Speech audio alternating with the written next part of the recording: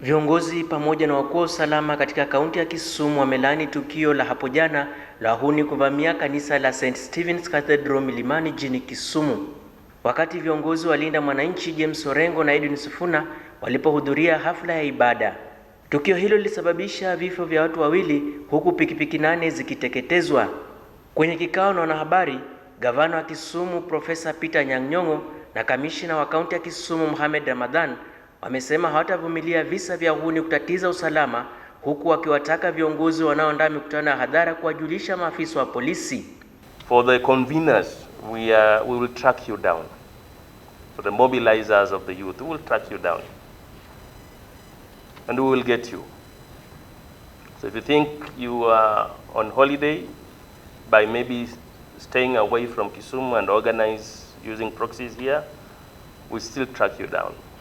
It doesn't matter who you are, we'll get you. And the leaders who are doing that, shame on you. And you'll be cast. It is wrong to use the youth of this town to settle scores. That's the incident happened in a place of worship. I think we need also equally to respect places of worship. We shall therefore pursue every lawful avenue to ensure that organized criminal enterprises are investigated and prosecuted in a manner that reflects the full extent of the economic harm they inflict upon our country and our county.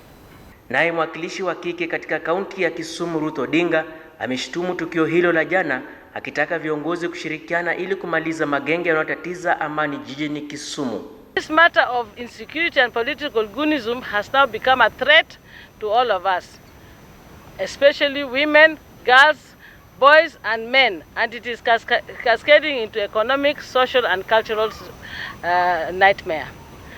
We as women are saying we're not going to play that game.